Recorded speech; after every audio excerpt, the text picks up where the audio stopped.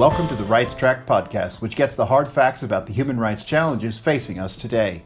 In Series 7, we're discussing human rights in a digital world. I'm Todd Landman. In the fourth episode of this series, I'm delighted to be joined by Sam Gilbert.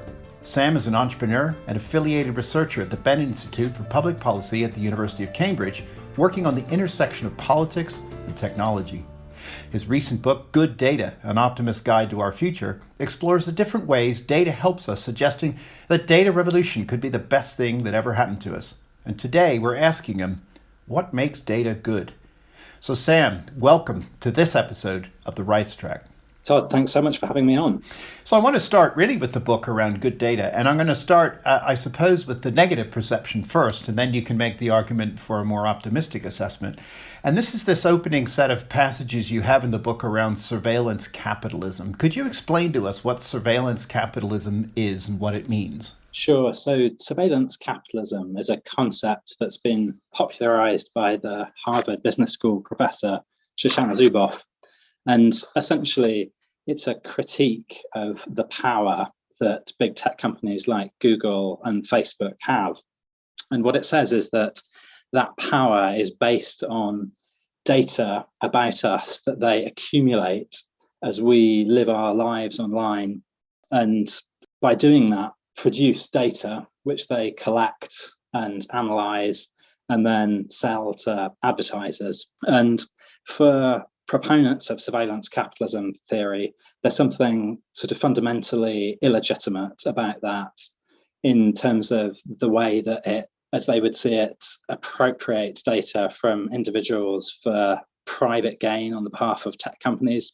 I think they would also say that it infringes individuals' rights in a more fundamental way by subjecting them to surveillance. So that, I would say, is surveillance capitalism in a nutshell. Okay, so to give you a concrete example, if I'm searching for a flannel shirt from Cotton Trader on Google, the next day I open up my Facebook and I start to see ads for Cotton Trader on my Facebook feed. Or if I go on to CNN, suddenly I see an ad for another product I might have been searching for on Google. Is that the sort of thing that he's talking about in this concept? Yes, that's certainly one dimension to it. So that example that you just gave is an example of something that's called behavioural retargeting. So this is when data about things you've searched for or places you've visited on the internet are used to remind you about products or services that you've browsed.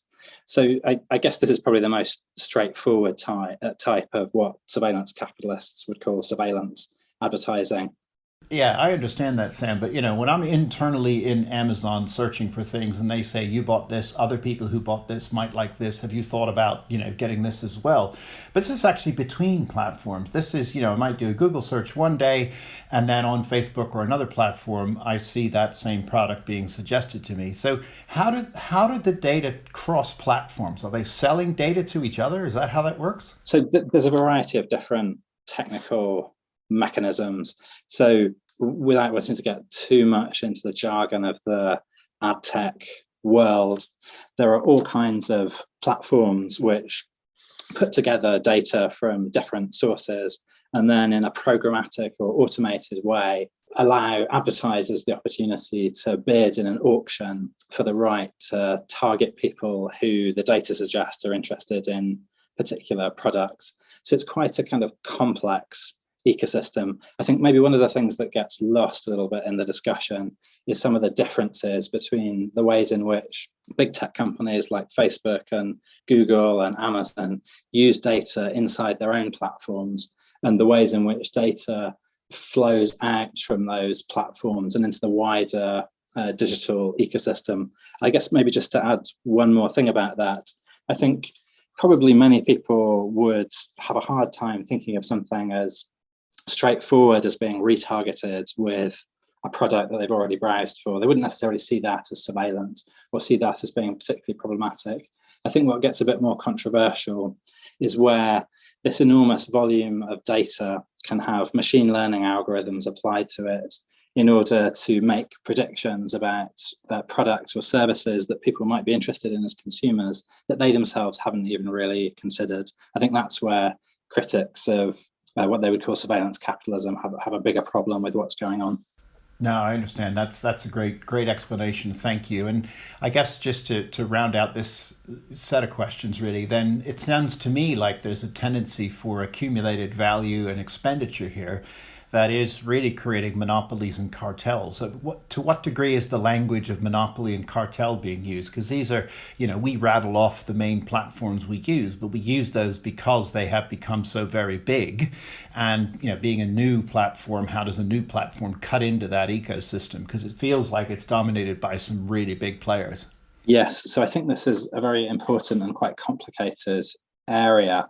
So it is certainly the case that a lot of Silicon Valley tech companies have deliberately pursued a strategy of trying to gain a monopoly.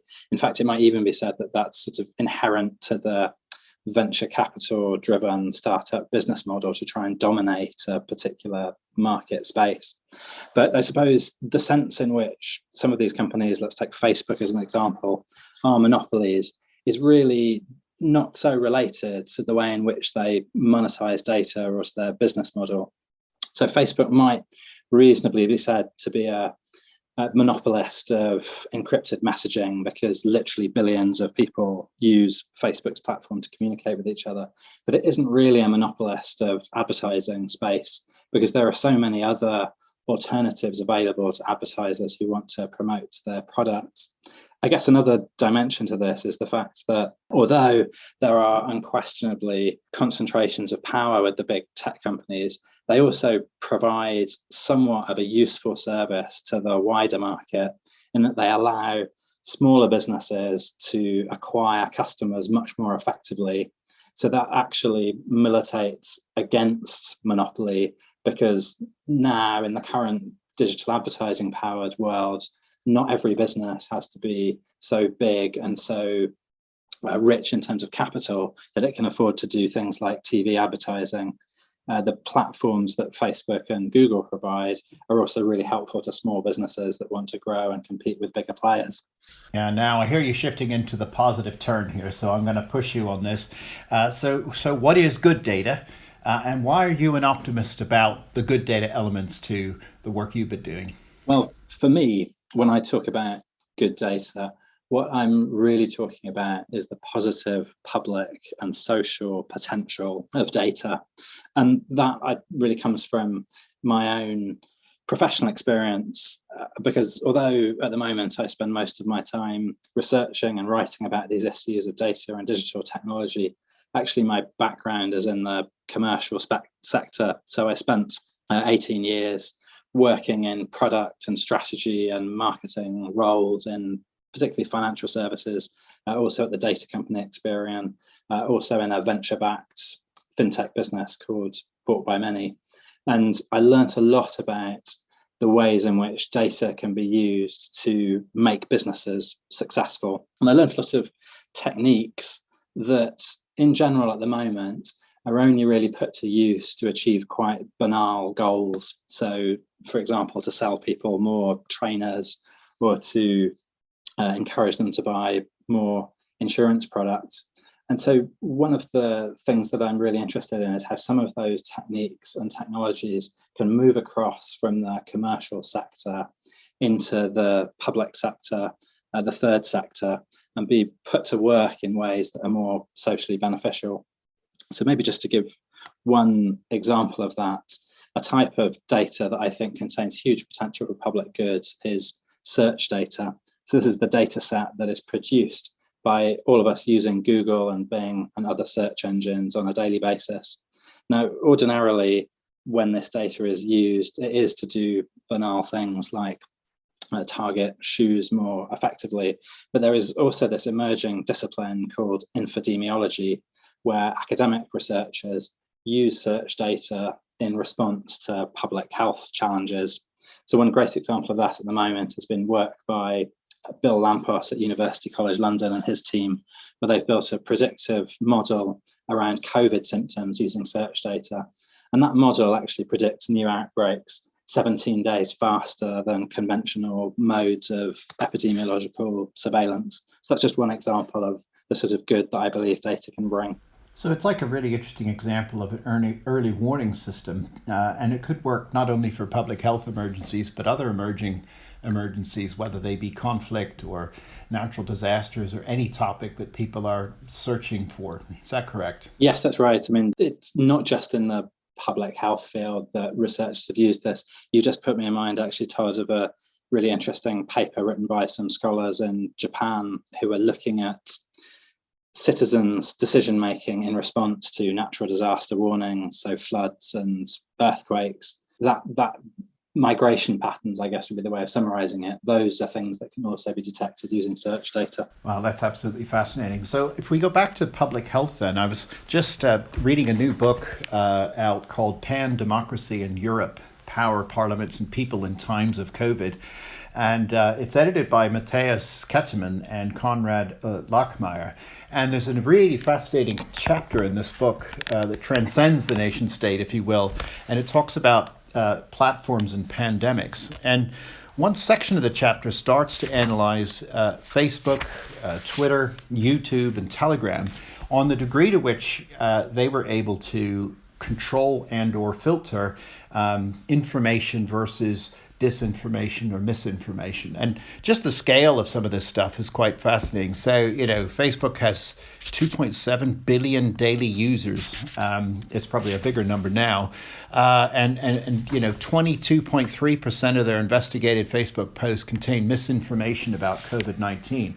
And they found that the scale of misinformation was so large that they had to move to AI solutions, some human supervision of those AI solutions. But what's your take on the role of these big companies like we've been talking about, Facebook, Twitter, YouTube, Telegram, and their ability to control the narrative and at least provide safe sources of information, let's say in times of COVID, but there may be other issues of public interest where they have a role to play? Yes, well, I think this is such an important question. It's very interesting that you use the phrase control the narrative, because, of course, that is something that big tech companies have traditionally been extremely reluctant to do. And one of the things I explore a bit in my book is the extent to which this can really be traced back to some unexamined normative assumptions on the part of tech company executives, where they think that American norms of free speech and the free speech protections of the First Amendment are sort of universal laws that are applicable everywhere, rather than things which are culturally and historically contingent. And for that reason, they have been extremely reluctant to do any controlling of the narrative and have tended to champion free speech over the alternative course of action that they might take, which is to be much more proactive in combating harms, including but not limited to misinformation. And I think this probably also speaks to another problem that I'm very interested in the book, which is what we are concerned about when we say we are concerned about big tech companies' power. Because I think ordinarily the discussion about big tech companies' power tends to focus on their concentrations of market power, or in the case of surveillance capitalism theory, it concentrates on the theoretical power that algorithms have over individuals and their decision making. And what gets lost a bit in that is the extent to which tech companies, by providing these platforms and these technologies, actually empower other people to do things that weren't possible before. So in some work I've been doing with Amanda Green, who's a philosopher at University College London, we've been thinking about that concept of empowering power, as we call it. And as far as we're concerned, that's actually a much more morally concerning aspect of the power of big tech companies than their market position. Yeah, and so I like it that you cite the First Amendment, the American Constitution, but interestingly, the international framework for the protection and promotion of human rights also, has very strong articles around protection of free speech, free assembly, free association, which of course the tech companies will be interested in looking at and reviewing.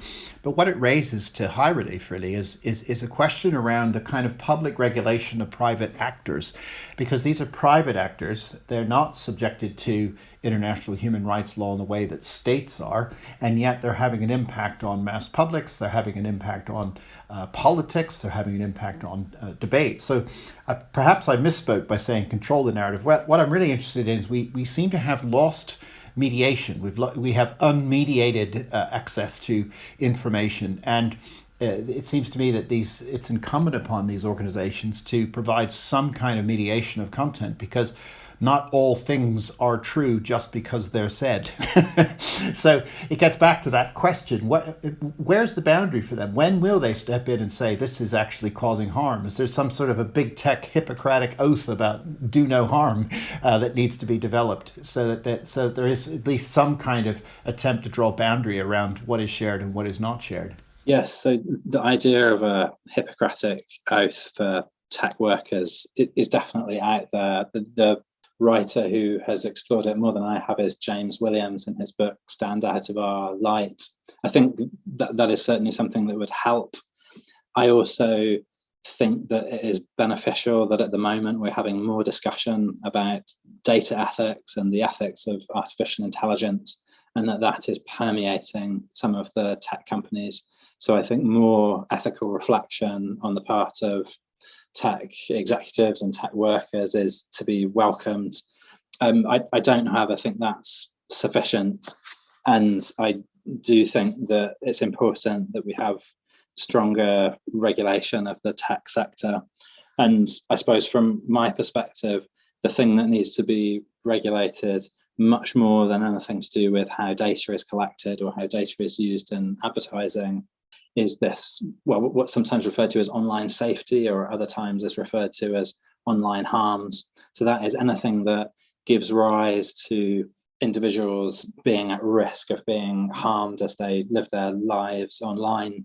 There's actually legislation that is coming through in the UK at the moment called the Online Safety Bill, which is far from perfect legislation, but in my opinion, it's directionally right, because it is more concerned with preventing harm and giving tech companies a responsibility for playing their part in it than it is concerned with trying to regulate data or advertising. Yeah, so it's really the the result of activity that it's trying to address, rather than the data that drives the activity, if I could put it that way. So if we think about this do no harm element, the mediating function that's required at least to get trusted information available to users, I wonder if we could pivot a little bit to the current crisis in Ukraine, because I've noticed on social media platforms a number of sites have popped up saying we're a trusted source for reporting on the current conflict, and they get a sort of kite mark or a tick for that. I've also seen users saying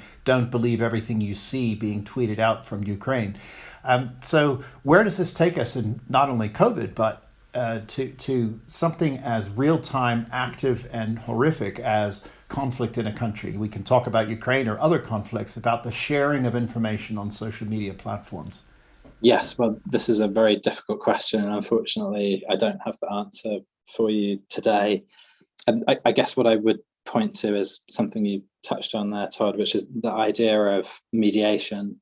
And we have been through this period with social media where the organizations, the institutions that we traditionally relied on to tell us what was true and what was false and sort fact from fiction, those organizations have been disintermediated, or in some cases, they have found themselves trying to compete in this very different information environment that is much more dynamic, in a way that actually ends up undermining the journalistic quality that we would otherwise expect from them.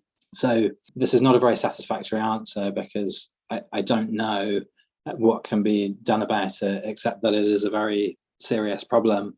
I suppose just to make one final point that I've been reminded of in reading stories on this topic in relation to the Ukraine crisis is the duality of this power that tech companies and that technology has given to ordinary users in the era of social media, so for the last 15 years or so. So if we were to rewind the clock to 2010 or 2011, the role of Twitter and Facebook and other technology platforms in enabling protest and resistance against repressive regimes, that was being celebrated. If we then roll forward a few years and look at a terrible case like the ethnic cleansing of the Rohingya people in Myanmar, we're at the complete opposite end of the spectrum, where the empowerment of users with technology has disastrous consequences. And I guess if we then roll forward again to the Ukraine crisis, it's still not really clear whether the technology is having a beneficial or a detrimental effect.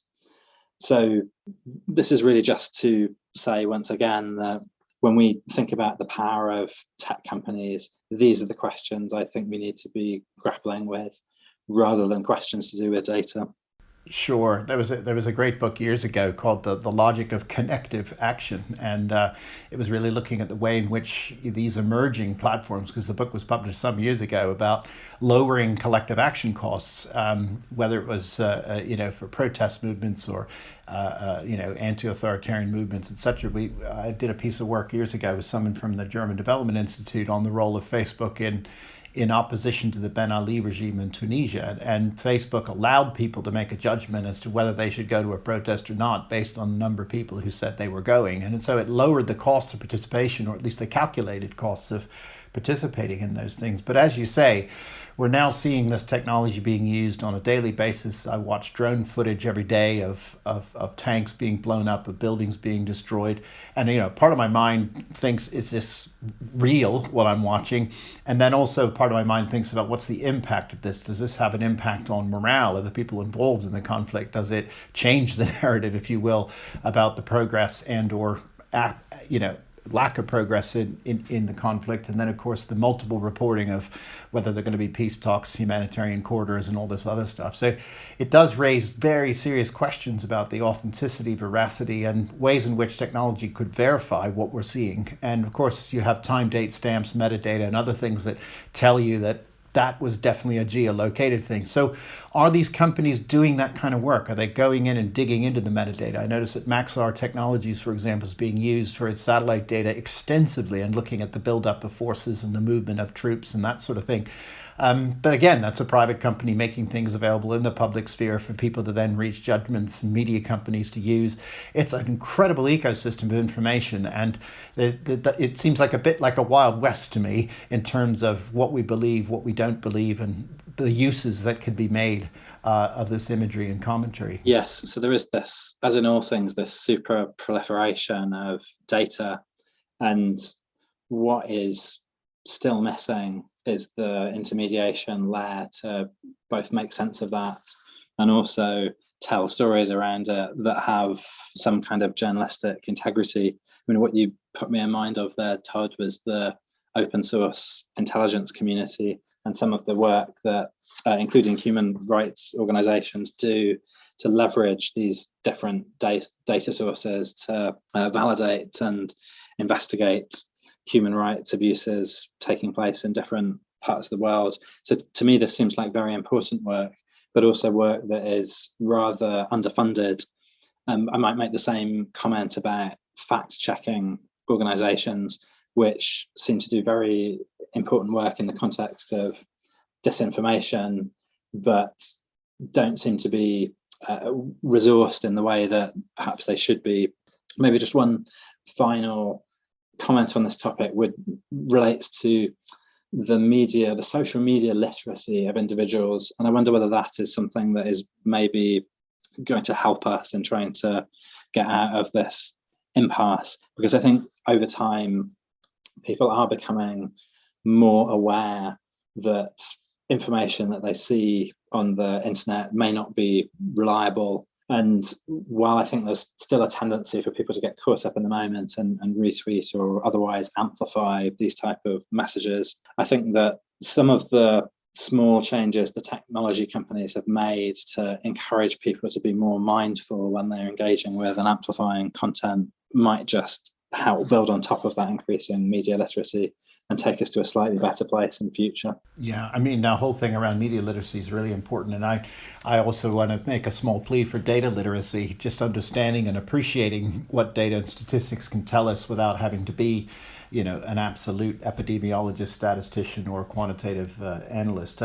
But I wanted to hark back to your idea around human rights investigations. We will have a future episode with a group that does just that, and it's about maintaining the chain of evidence, corroborating evidence, and using digital evidence as in ways that help human rights investigations. And if and when this conflict in Ukraine finishes, there will be some sort of human rights investigatory process. We're not sure which body is going to do that yet, because there have been calls for like a Nuremberg style trial. There have been calls for the ICC to be involved. There's been many other stakeholders involved, but that digital evidence is going to be very much part of the record.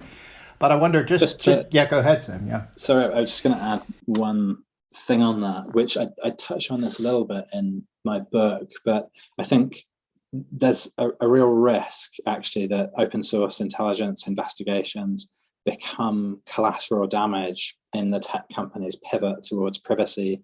So what some investigators are finding is that material that they rely on to be able to do their investigations is being unilaterally removed by tech companies, either because it's YouTube and they don't want to be accused of promoting terrorist content, or because it's Google or Facebook and they don't want to be accused of infringing individuals' privacy. So while this is not straightforward, I just think it's worth bearing in mind that sometimes pushing very hard for values like data privacy can have these unintended consequences in terms of open source intelligence. Yes, that's an age-old chestnut about the unintended consequences of purposive social action. I think that was Robert Merton who said that at one point. But I guess in closing then, I have a final question for you, because you are an optimist, you're a data optimist, and you've written a book called Good Data. So what is there to be optimistic about for the future? Well, I suppose I should say something about what type of optimist I am first. So, and to do that, I'll probably reach for Paul Romer's distinction between blind optimism and conditional optimism. So blind optimism is the optimism of a child hoping that her parents are going to build her a treehouse. Conditional optimism is the optimism of a child who thinks, well, if I can get the tools and if I can get a few friends together and if we can find the right tree, I think we can build a really incredible tree house together. So I'm very much in the second camp, the camp of conditional optimism. And I guess the basis for that probably goes to some of the things we've touched on already, where I just see enormous amounts of untapped potential in using data in ways that are socially useful. So perhaps just to bring in one more example of that, Opportunity Insights, the group at Harvard run by Raj Chetty, has had some incredibly useful insights into social mobility and economic inequality in America by using de-identified tax record data to understand over a long period of time the differences in people's incomes. And I really think that that type of work is just the tip of the iceberg when it comes to this enormous proliferation of data that is out there. So I think if the data can be made available to researchers, also to private organizations, in a way that, as far as possible, mitigates the risks that do exist to people's privacy, there's no knowing quite how many scientific breakthroughs or advances in terms of human and social understanding that we might be able to get to. Amazing. And I guess to your conditional optimism, I would add my own category, which is a cautious optimist, and that's what I am. But talking to you today does really provide deep insight to us to understand the many different and complex issues here. And that last point you made about the de-identified data used for good purposes is shining a light on things that are characterizing our society with a view to being able to do something about it. You see things that you wouldn't see before, and that's one of the virtues of good data analysis, is that you end up revealing macro patterns and inconsistencies and inequalities and other things that then can feed into the policymaking process to try to make the world a better place. And human rights are no exception to that agenda. So for now, Sam, I just want to thank you so much for coming on to this episode and sharing all these incredible insights and the work that you've done. So thank you. Thanks for listening to this episode of The Rights Track, which was presented by Todd Landman and produced by Chris Garrington of Research Podcasts, with funding from 3DI. You can find a detailed transcript on the website at www.rightstrack.org, and don't forget to subscribe wherever you listen to your podcasts to access future and earlier episodes.